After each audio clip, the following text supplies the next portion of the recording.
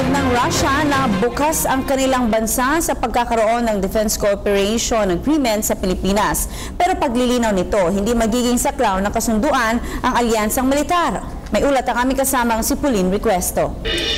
Sa press briefing sa loob ng Russian anti-submarine ship na Admiral Tributes, inihayag ni Russian Ambassador to the Philippines Igor Kovayev ang pagiging bukas ng kanilang bansa na pumasok sa isang Defense Cooperation Agreement kasama ang Pilipinas.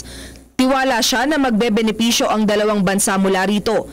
Aniya, posibleng magkasundo ang Russia at Pilipinas sa pagkakaroon ng joint drills na nakatuon kontra terorismo, piracy at iba pang problemang parehong kinakaharap ng dalawang bansa. Handa ring magbenta ang Russia ng armas at baril sa atin. Gayunman, nilinaw ni Kovayev na walang military alliance na mangyayari sa ilalim nito. We are against any closed military alliances in the Asian Pacific region, because the security must be transparent, the security must be equal for all members of the international community, but not only for the selected few. That's a fundamental principle of our foreign policy. Dalawa ang precondition ng Russia sa pagbuo ng kasunduan. Una, dapat may solido itong legal na basihan, at pangalawa, dapat may mutual respect ang dalawang partido.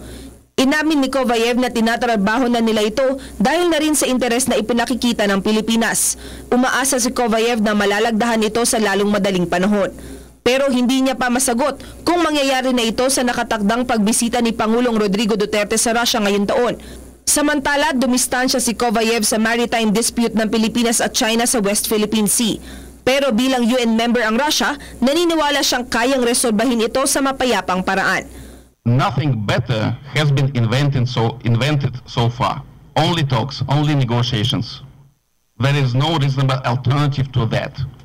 Para sa PTV News, Pauline Requesto.